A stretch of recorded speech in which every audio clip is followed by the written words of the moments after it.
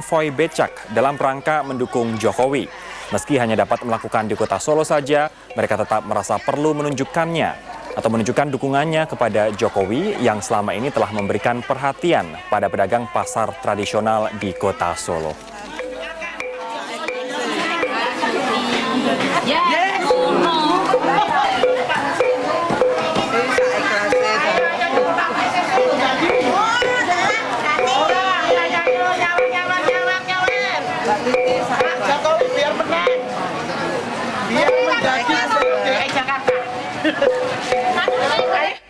Kita beralih ke Jember. Peredaran uang palsu di 4 kabupaten wilayah kerja Bank Indonesia Kota Jember, Jawa Timur mengalami kenaikan yang cukup signifikan.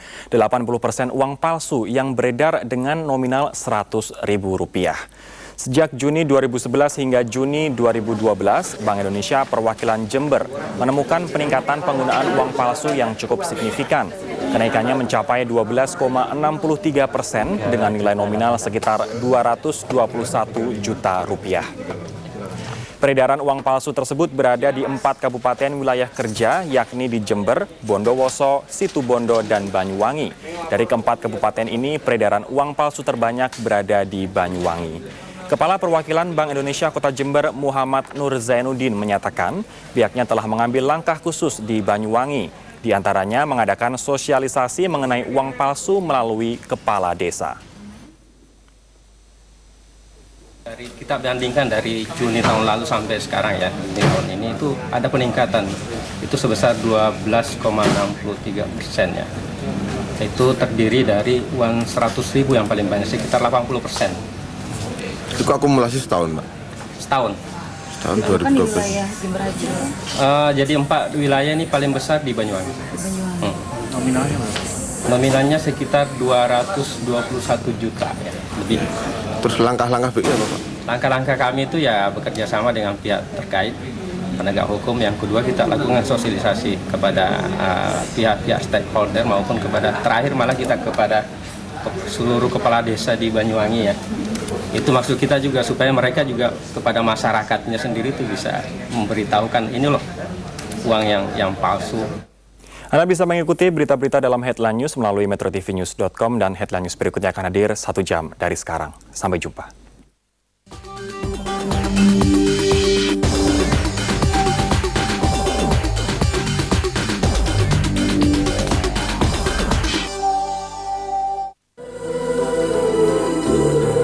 Jadikan Ramadan sebagai momen memperkaya hasanah pemahaman ayat suci Al-Quran bersama Profesor Dr. Quraisy Shihab. Allah merancang dan mengatur rincian perang Badar untuk membuktikan kuasanya dan mewujudkan kehendaknya menyebarkan agama Islam. Tafsir Al-Misbah setiap hari selama Ramadan jam 3 dini hari. Dengan segala doa.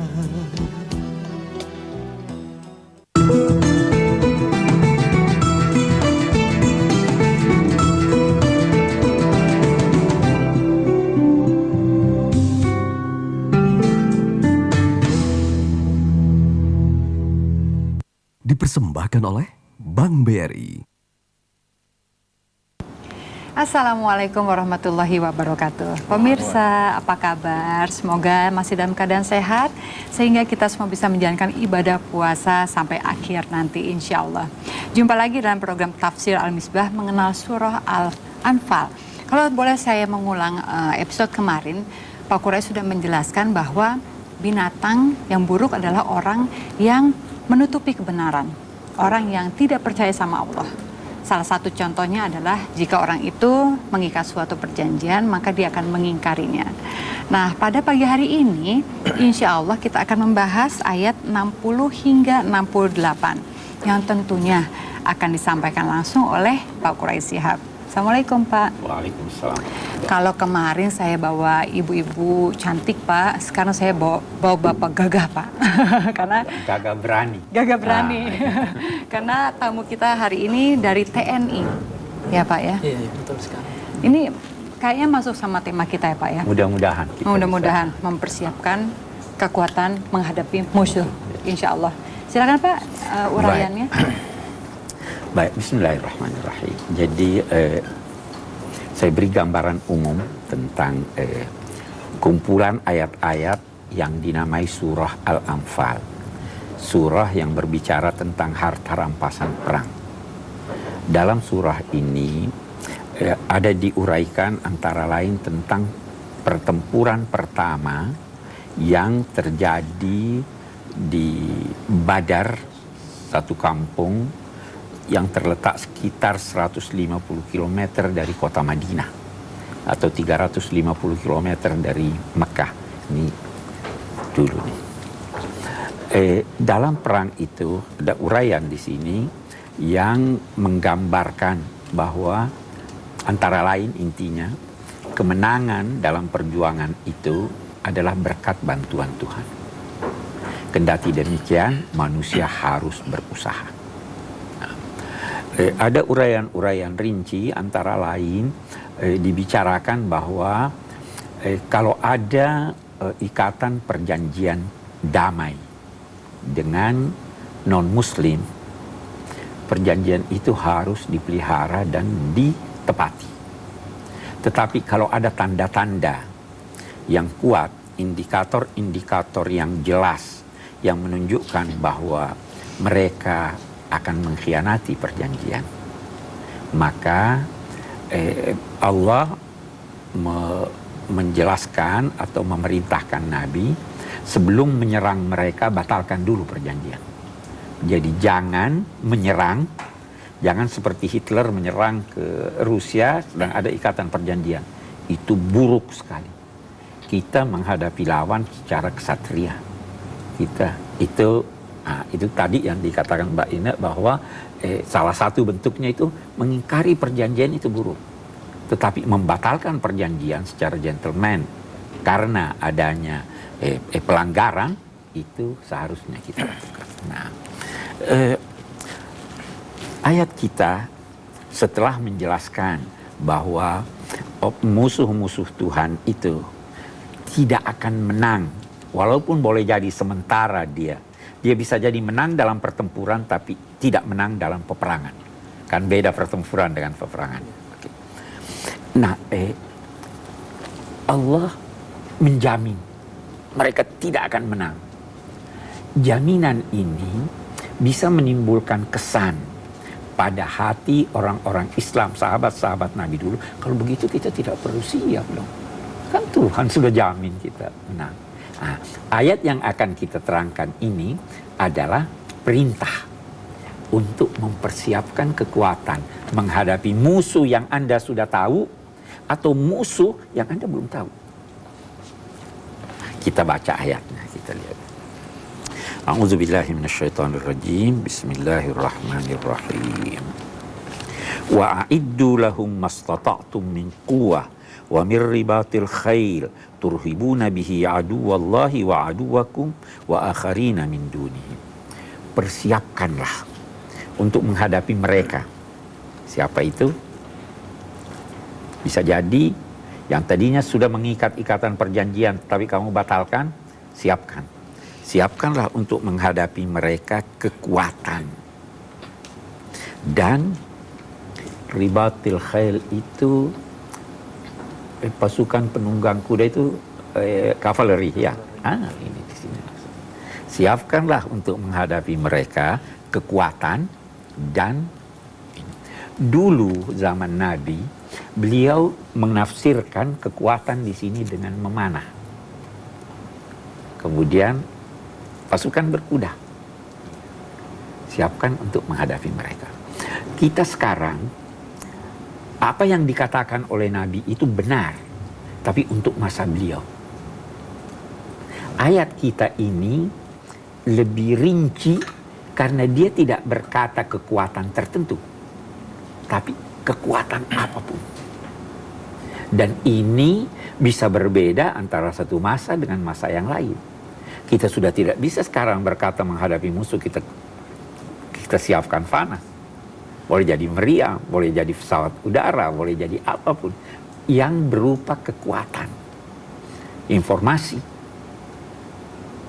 mempelajari medan, dan lain-lain sebagainya. Yang penting siapkan. Dia tidak katakan gunakan. Siapkan. Karena Jika Anda kuat, orang tidak berani lawan Anda. Amerika punya senjata nuklir, Rusia punya senjata nuklir. Kalau tidak punya, dia berani serang. Tetapi kekuatan yang dipersiapkan ini, lituhibuna bihi aduwallahi wa aduwakum, agar engkau dapat menggentarkan musuh Allah dan musuh kamu. Jadi bukan agar engkau menindas. Ayat ini disalahfahami oleh teroris. Kata itu bahasa begini, di sini dikatakan turhibuna, dari kata irhab. Irhab itu menggentarkan. Tapi dalam bahasa sehari-hari, irhab itu artinya teror. Tapi kekeliruan mereka memahami ayat-ayat Al-Quran dengan bahasa yang digunakan masa lalu, dia mau gunakan memahami kata itu dengan yang digunakan masa kini. Saya beri contoh. Ibu itu apa? Ibu itu adalah siapa yang melahirkan kita. Oke. Kalau saya berkata, ibu presiden, apa maksudnya? Apa yang melahirkan? Atau pasangan hidup beliau? Ya kan? Sudah berubah kata ibu dari makna yang melahirkan ke itu bahasa begitu berkembang. Saya tidak bisa menafsirkan. Dulu kata diamankan itu kan sudah punya makna lain sekarang dengan dulu.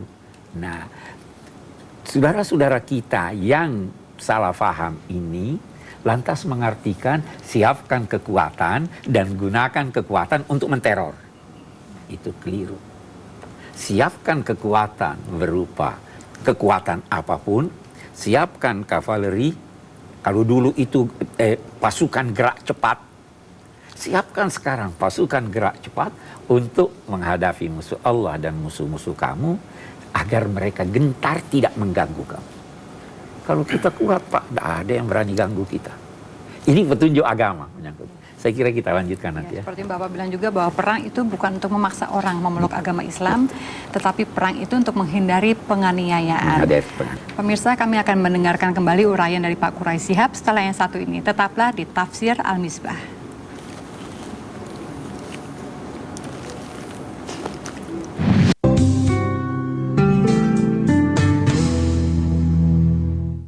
Dipersembahkan oleh Bank BRI.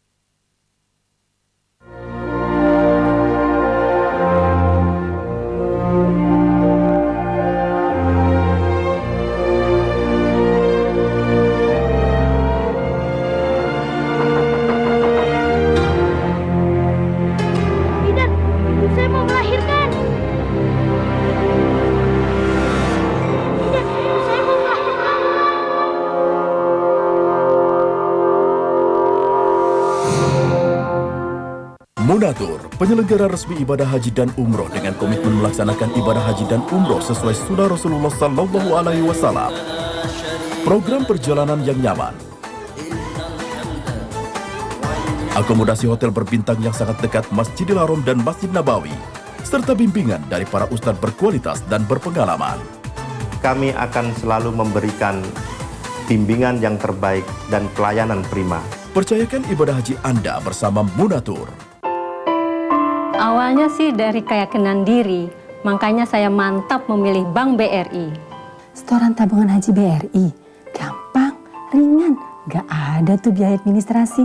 Perhatian itu tidak cuma berangkat saja, saat tiba pun tetap diperhatikan BRI. Kita dapat souvenir, asuransi, pokoknya lengkap. Pokoknya kalau mau nabung buat haji, wes ndak ada yang lain, sama BRI saja.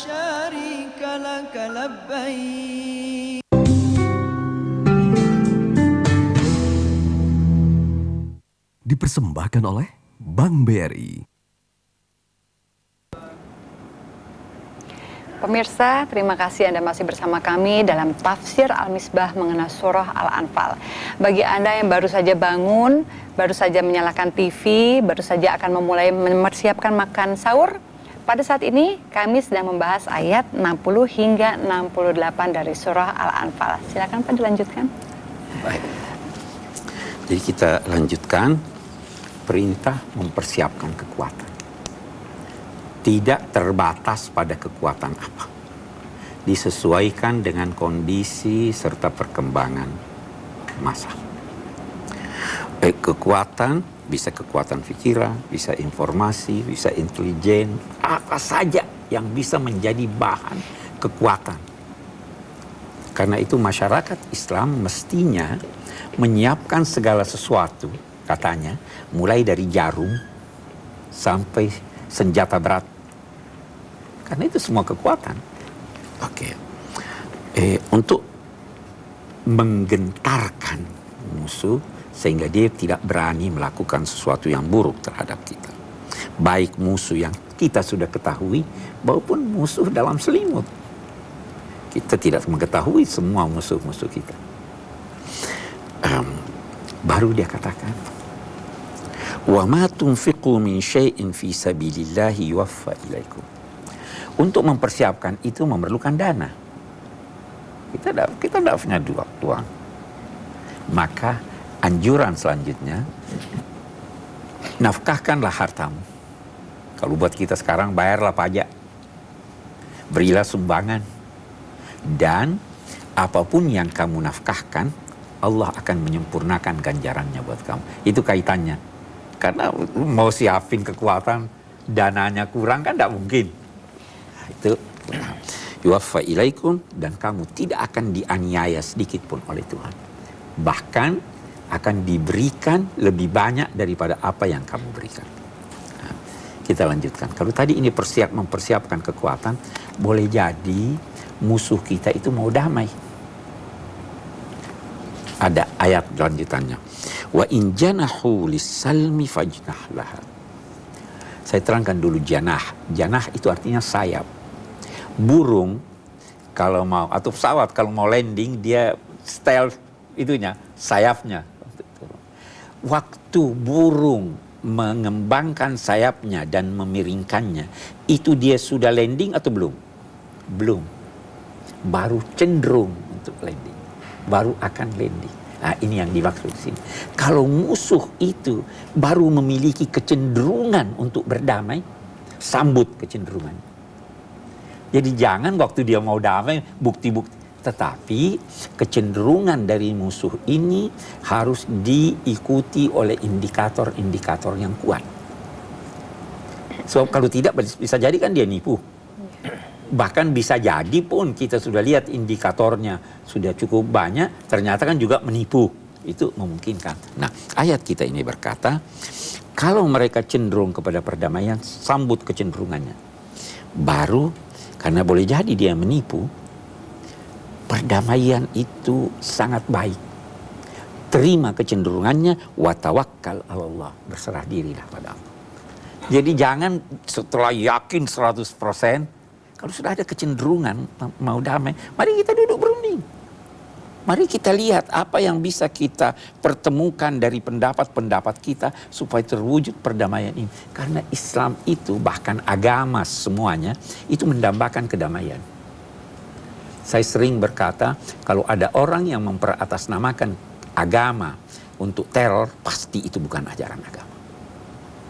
Teror tidak ada. Agama untuk menenangkan orang, untuk menghilangkan rasa takut. Nah, ini tadi ayat kita ini berkata, kalau mereka cenderung kepada perdamaian, cenderung jugalah, duduklah, bahas bersamalah, lalu berserah dirilah kepada Allah. Allah yang akan, di sini Anda sudah memihak Tuhan, Tuhan yang akan memenangkan Anda. Kalaupun dia tipu, Tuhan akan turun tangan. Berserah dirilah kepada Allah, sungguhnya dia maha mendengar, lagi maha mengetahui. Baru dia terangkan lagi. Wa iyuridu ayyakhda'uka fa inna hasbakallah. Kalau mereka ingin menipu kamu, cukup kamu berserah diri pada Allah. Cukuplah Allah yang menjadi penolong kamu. Huwallazi ayyadaka binasri. Tuhan yang akan mendukung kamu dengan kemenangan yang datang darinya dalam bentuk suprarasional. Wabil mu'minin, Allah juga akan mendukung kamu, dan kamu pun akan didukung oleh orang-orang mukmin berkat dukungan Allah terhadap mereka. Jadi ada dua dukungan. Dukungan dari Allah bisa jadi bersifat suprarasional, dan ada dukungan dari masyarakat muslim. Itu yang boleh jadi tidak berbentuk suprarasional. Orang mukmin yang kuat, yang berlatih kuat, yang punya pengetahuan yang dalam, itu semua mendukungmu wahai Nabi Muhammad. Jadi jangan terlalu khawatir kalau kamu sudah mendapatkan indikator-indikator yang kuat dari lawan kamu untuk berdamai, cari perdamaian itu. Jangan sampai dia menipu kami ini. Enggak, indikatornya sudah cukup. Ayo kita berdamai. Dia menipu. Jangan khawatir.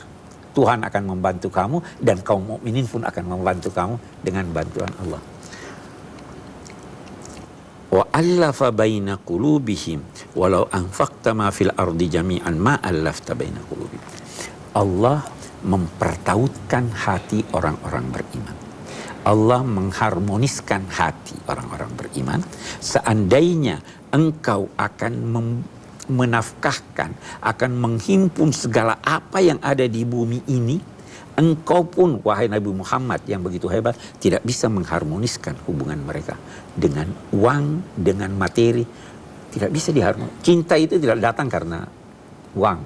Cinta itu bukan hubungan baik dengan orang lain, itu karena nilai-nilai yang sama, bukan karena uang. Ingat, ma'alafta walakinnallaha allafa bainahum. Allah yang mempertautkan itu melalui nilai-nilai.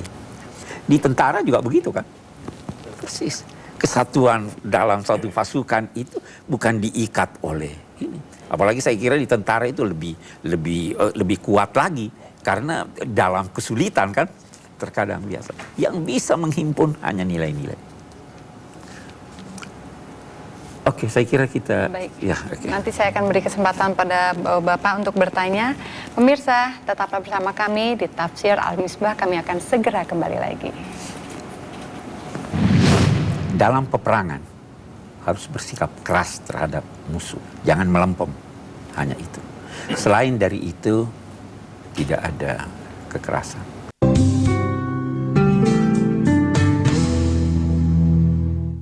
Dipersembahkan oleh Bank BRI.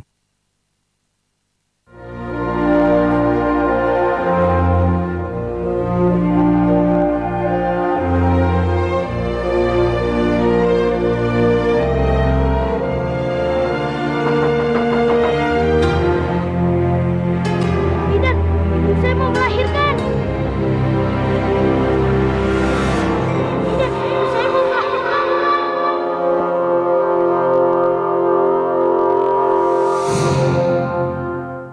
Begitu banyak senyum keberdayaan di sekitar kita.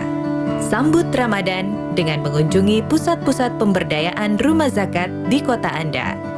Sekolah Juara, Rumah Bersalin Sehat Keluarga, Pusat Pemberdayaan Agroternak, Balai Bina Mandiri.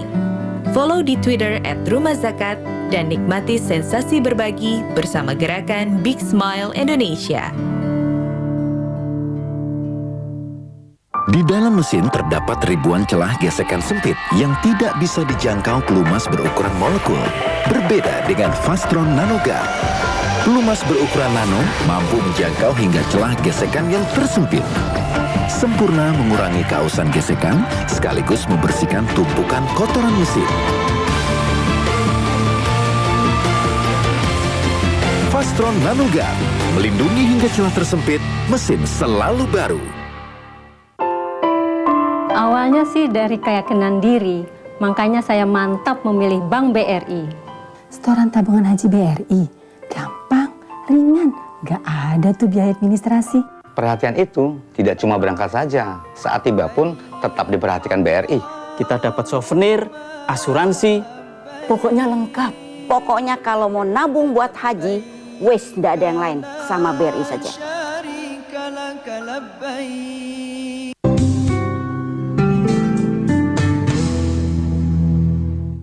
Dipersembahkan oleh Bank BRI.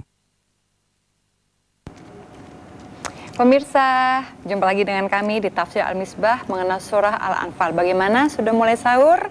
Alhamdulillah. Sebelumnya saya akan mengingatkan bahwa Pak Quraisy sudah menjelaskan Allah memerintahkan kita untuk mempersiapkan kekuatan. Tujuannya untuk menggentarkan musuh agar tidak melakukan sesuatu yang buruk pada kita. Namun, jika musuh itu cenderung untuk melakukan perdamaian, maka sambutlah perdamaian itu. Karena pada sesungguhnya Islam adalah agama perdamaian. Silakan Pak, bisa dilanjutkan atau Pak, boleh tidak saya berikan kesempatan tamu saya untuk bertanya sama diberi Bapak? kesempatan, saya memberi kesempatan minum dulu. Silakan. Gitu. Silakan Pak. Silakan. Sudah Silakan, Pak. dipersiapkan Silakan. sama Pak Sudah Quraisy. Silakan Pak. Makasih Pak. Sambil bertanya silakan, mau Bapak dulu.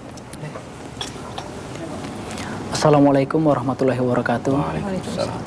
Saya tertarik sekali dengan apa yang disampaikan oleh Pak Quraisy Shihab, kaitannya tadi dengan kata damai, di mana Islam itu adalah agama rahmatan lil alamin, di mana selalu mengedepankan tentang kedamaian.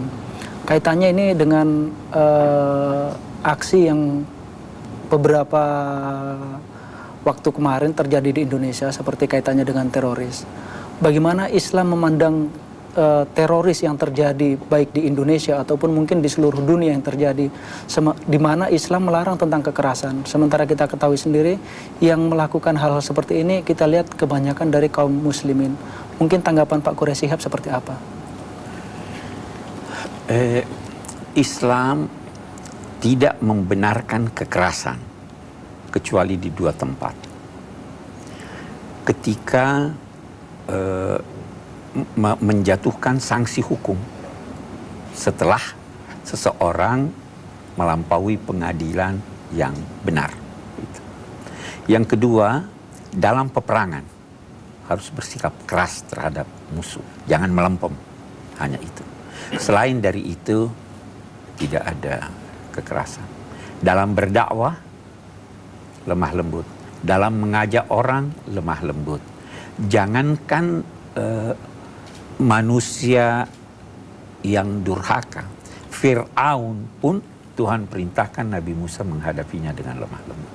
Jadi itu ajaran Islam, dan saya kira itu ajaran agama-agama seperti itu. Nah, itu tadi yang saya katakan bahwa sebenarnya kalau ada kekerasan, ada ini, itu jalan terakhir untuk dua kasus ini tadi. Saya kira demikian. Di luar itu tidak ada kekerasan. Jangan ada kekerasan. Baik, saya akan berikan kesempatan lagi pada Bapak untuk bertanya. Silakan Pak. Terima kasih. Assalamualaikum warahmatullahi wabarakatuh. Terima kasih atas waktu yang diberikan kepada kami untuk bertanya.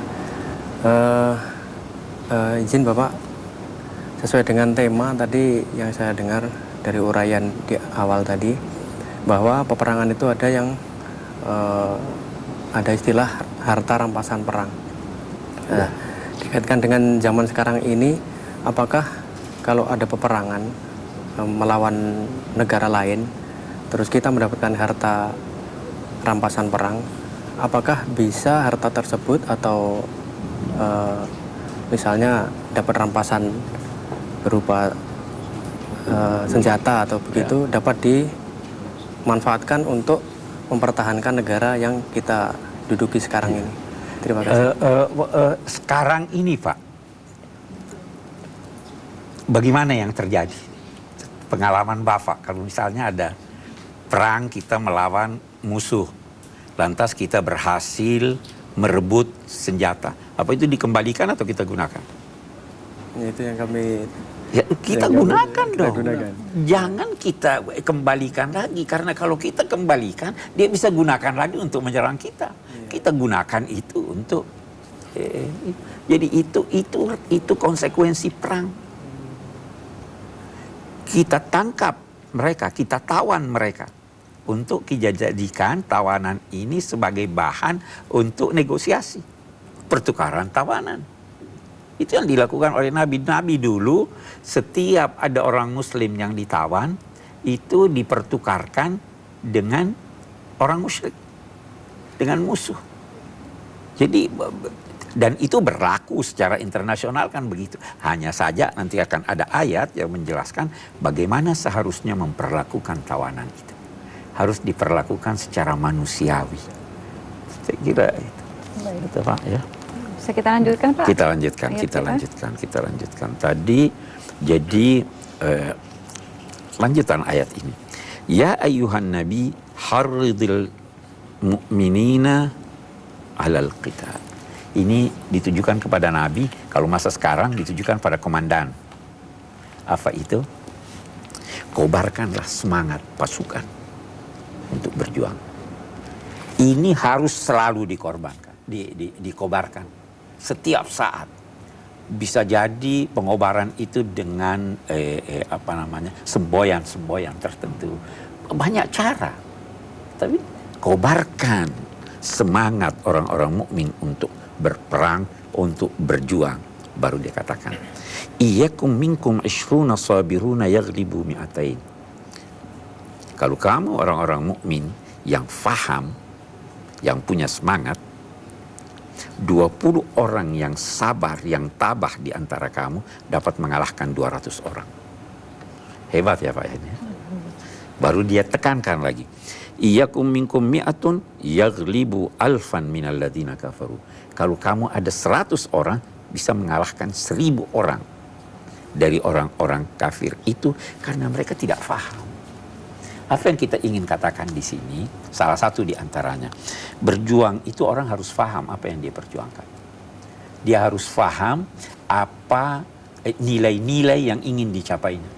Dulu masa kemerdekaan kan kita punya orang tua begitu, faham betul. Orang kafir itu tidak faham apa yang dia mau perjuangkan.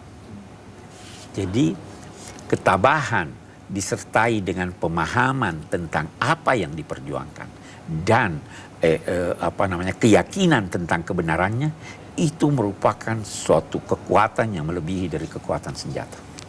Sehingga Tuhan menyatakan di sini al-ana, sekarang setelah berlalu sekian lama, khaffafallahu ankum, Allah meringankan buat kamu.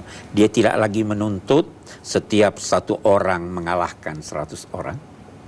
Setiap satu orang mengalahkan 10 orang. Sekarang dikatakannya, sekarang Allah meringankan buat kamu karena dia tahu kamu sudah mulai melemah. Jumlah pasukannya masih banyak, tapi semangatnya melemah. Fa iyyakum minkum mi'atun sabirah yaghlibu mi'atain. Sekarang kalau ada 100 dia bisa mengalahkan 200. 1 banding 2. Tidak boleh lari dari peperangan kalau Anda baru 2. Ini semangat yang harus Wa iyyakum minkum alfun yaghlibu alfain. Kalau kamu 1000 bisa mengalahkan 2000. Dan itu terjadi masa lalu. Pada masa Nabi 40.000 orang itu menghadapi 200.000 orang-orang Romawi. Mereka menang dalam arti karena kemenangan itu bukan berarti kita mencapai tujuan kita.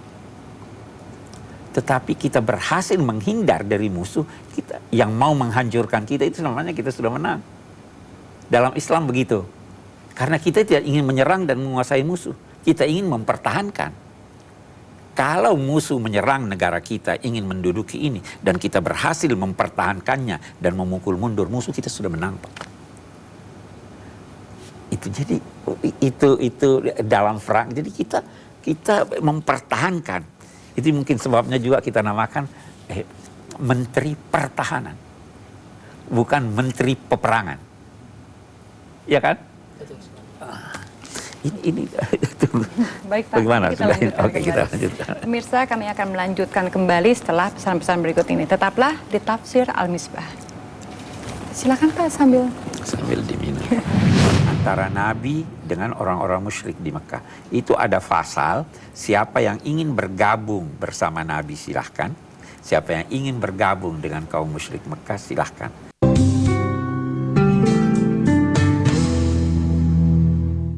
Dipersembahkan oleh Bank BRI.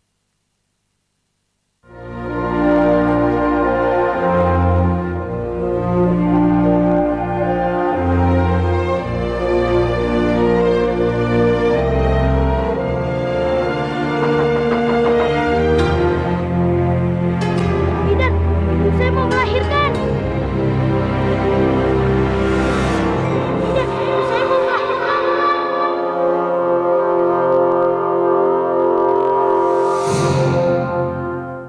Munatur, penyelenggara resmi ibadah haji dan umroh dengan komitmen melaksanakan ibadah haji dan umroh sesuai sunnah Rasulullah Sallallahu Alaihi Wasallam.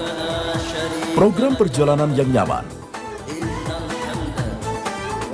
akomodasi hotel berbintang yang sangat dekat Masjidil Haram dan Masjid Nabawi, serta bimbingan dari para ustadz berkualitas dan berpengalaman.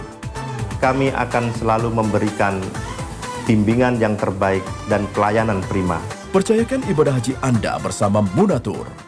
Asyam, alhamdulillah, imsak sebentar lagi. Kini saatnya menjaga agar nafas segar sepanjang berpuasa. Saya pakai enzim. The Miracle of Enzyme Toothpaste. Saya sudah buktikan, kini giliran Anda. APP kembali melaksanakan wakaf Al-Quran. Istimewanya, Al-Quran ini berasal dari hutan tanaman industri yang dikelola dengan prinsip hutan lestari. Pengolahan kayu menjadi kertas dilakukan melalui proses yang diawasi dengan ketat. APP berkomitmen mengedepankan aspek lingkungan yang lestari. APP mengucapkan selamat menunaikan ibadah puasa.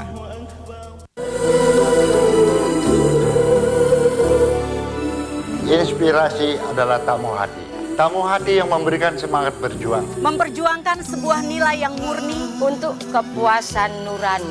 Maknai hidup dengan berbagi. Tanpa ada tapi, Inspirasi Ramadan setiap hari jam 4:30 pagi selama bulan Ramadan. Dengan segala doa.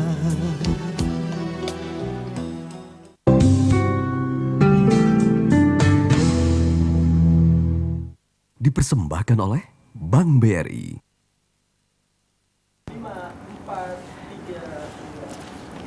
Pemirsa, terima kasih Anda masih bersama kami dalam program Tafsir Al-Misbah mengenal Surah Al-Anfal. Saya berikan kesempatan dulu sebelum Bapak mau mulai lagi, Pak. Ya, silakan yang ingin bertanya lagi. Ya, Assalamualaikum warahmatullahi wabarakatuh. Waalaikumsalam. Setelah disampaikan tadi oleh Bapak Quraisy Shihab bahwasanya ada perang dan rampasan perang. Tapi kita kaitkan dengan di negara kita sekarang ini, Indonesia, itu kita sudah beberapa kali mengirim pasukan PBB ke negara yang sedang menengahi negara yang sedang konflik. Apakah pada zaman dahulu hal seperti ini juga ada, hanya bentuk atau namanya yang berbeda? Mohon penjelasan.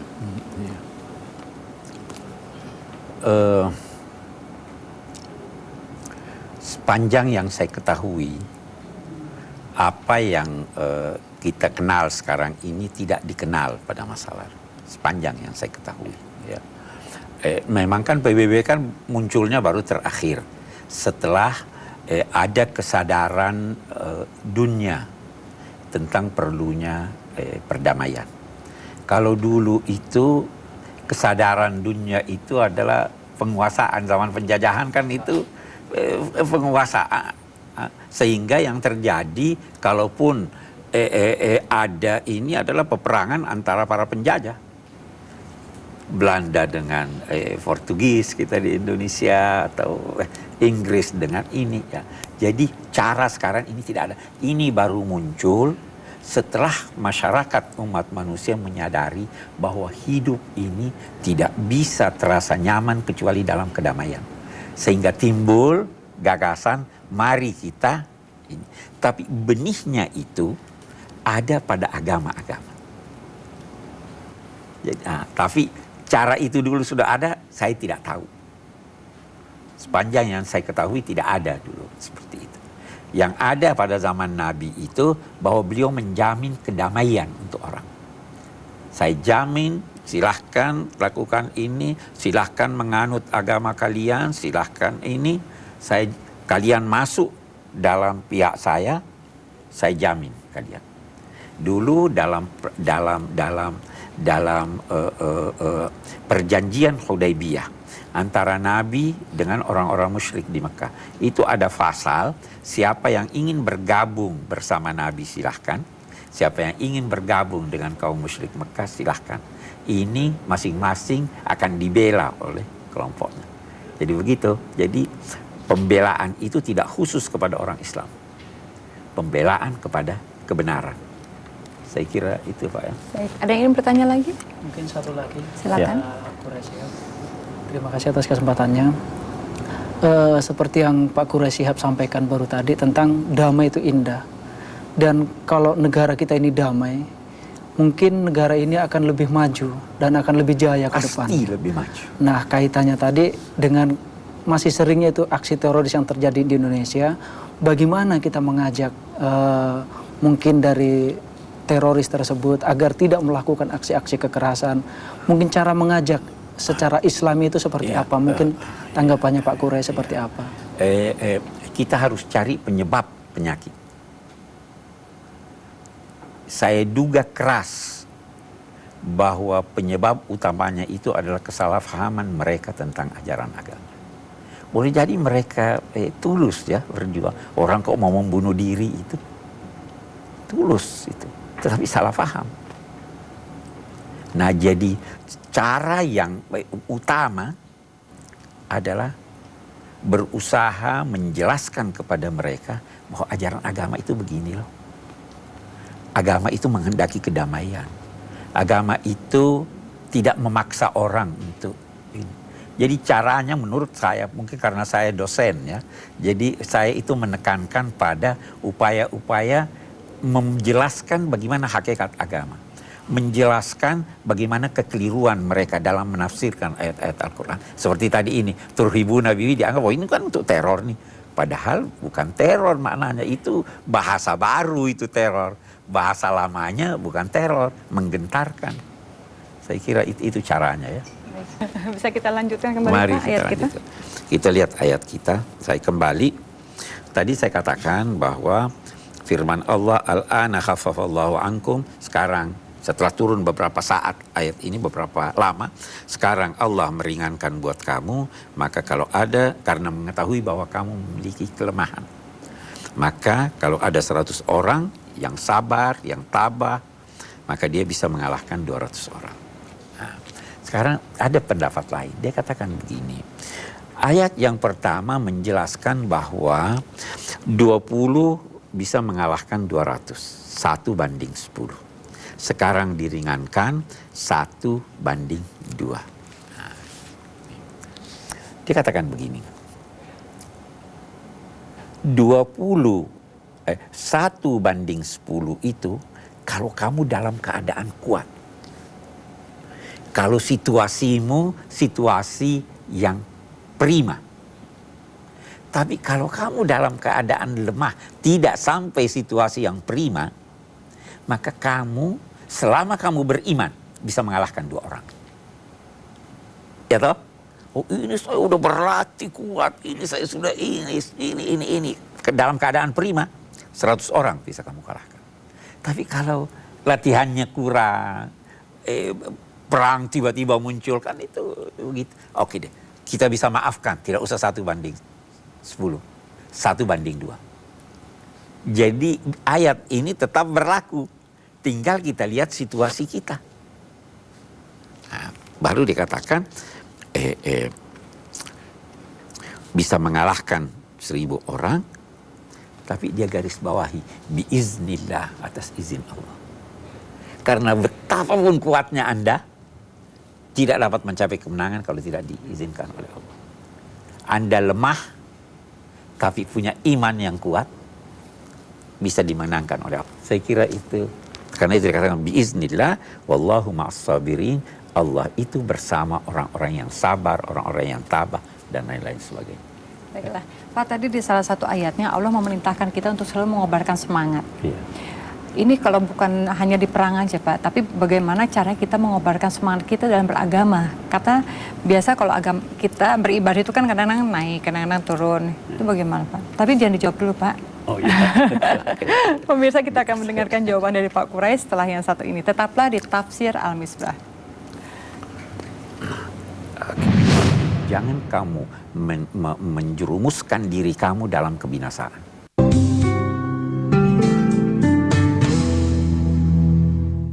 Dipersembahkan oleh Bank BRI.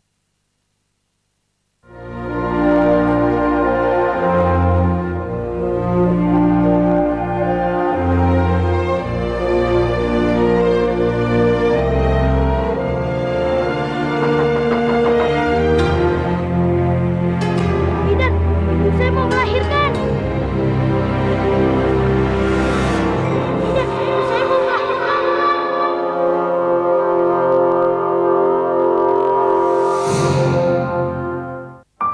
mesin terdapat ribuan celah gesekan sempit yang tidak bisa dijangkau pelumas berukuran molekul. Berbeda dengan Fastron Nanoguard. Pelumas berukuran nano mampu menjangkau hingga celah gesekan yang tersempit. Sempurna mengurangi keausan gesekan, sekaligus membersihkan tumpukan kotoran mesin. Fastron Nanoguard melindungi hingga celah tersempit, mesin selalu baru. APP kembali melaksanakan wakaf Al-Quran. Istimewanya, Al-Quran ini berasal dari hutan tanaman industri yang dikelola dengan prinsip hutan lestari. Pengolahan kayu menjadi kertas dilakukan melalui proses yang diawasi dengan ketat. APP berkomitmen mengedepankan aspek lingkungan yang lestari. APP mengucapkan selamat menunaikan ibadah puasa. Assalamualaikum warahmatullahi wabarakatuh. Kepada seluruh umat Islam Indonesia agar menghormati prinsip orang lain dan senantiasa berperilaku lemah lembut. Ini merupakan sifat mulia yang diridhoi oleh Allah. Selamat menjalankan ibadah puasa di bulan suci Ramadan ini. Wassalamualaikum warahmatullahi wabarakatuh.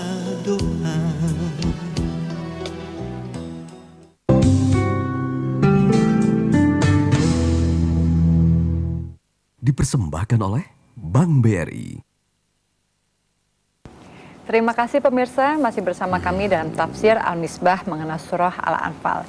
Silakan Pak dijawab pertanyaan saya. Oh iya, ya, ini semangat ini ada satu hal yang penting dalam konteks semangat beragama. Semangat kalau menggebu-gebu tanpa batas itu berbahaya.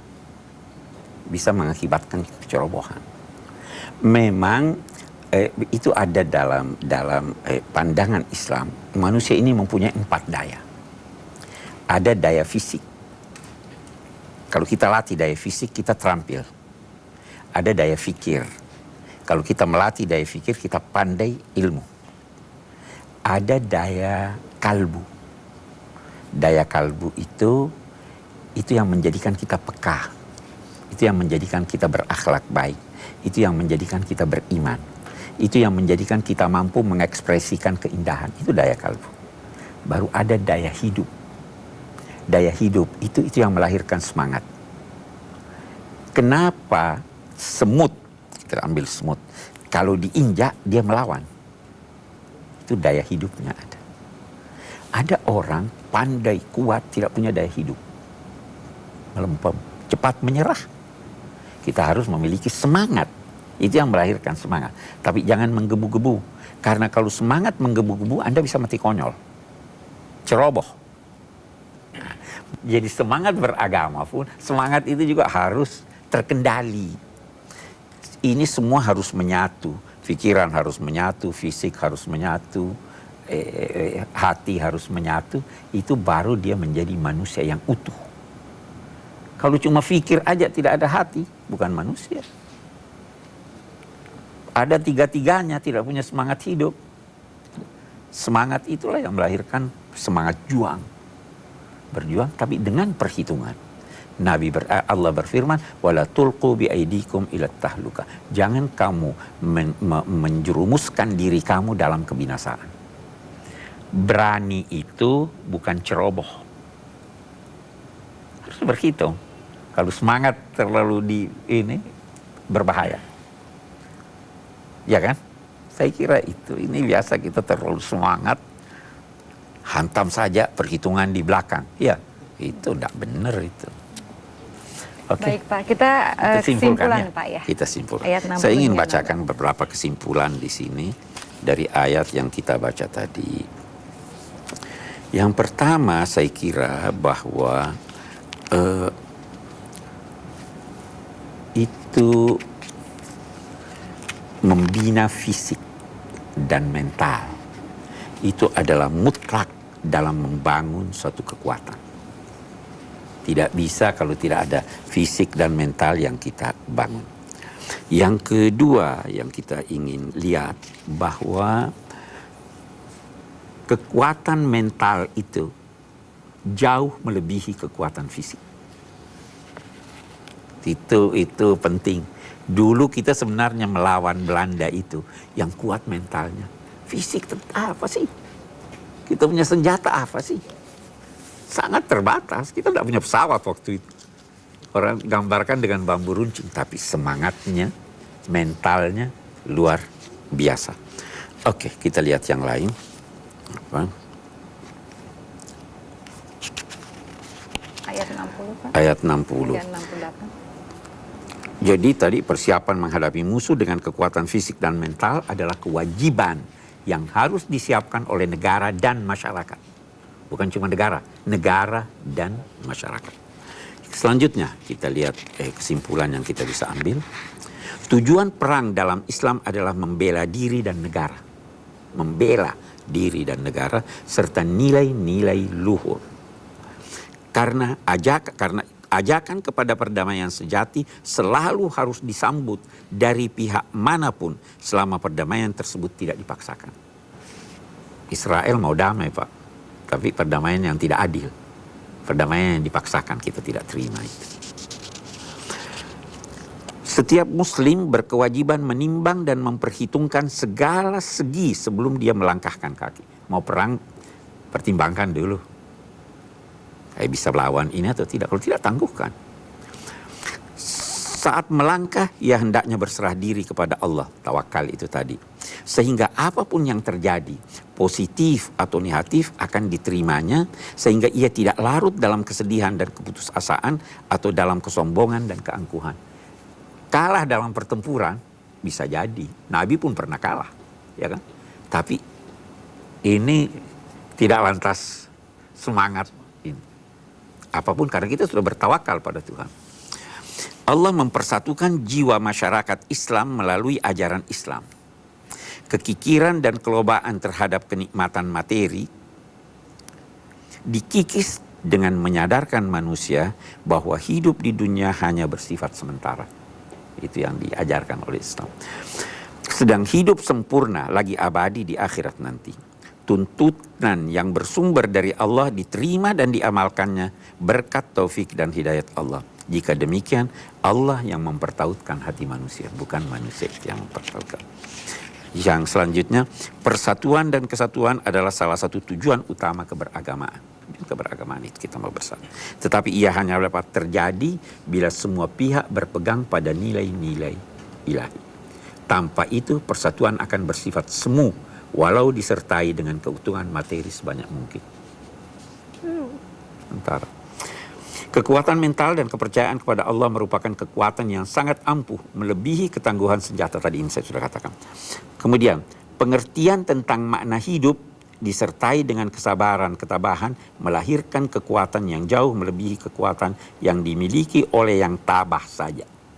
Ada orang tabah saja, tapi kita harus mengerti hidup ini apa. Kalau kita mengerti hidup, kita akan tabah dan menerima.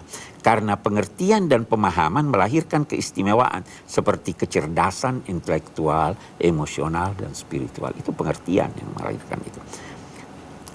Bermusyawarah adalah, ya saya kira itu yang kita bisa simpulkan dari apa yang kita bahas ini. Baik, Alhamdulillah. Terima kasih banyak Pak Kurai. Saya boleh diberikan kesempatan buat tamu saya ke sini, ya Pak? Oh, saya terima kasih.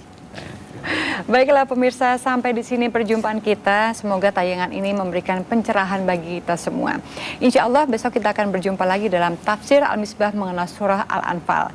Wabillahi taufiq wal hidayah. Wassalamualaikum warahmatullahi wabarakatuh.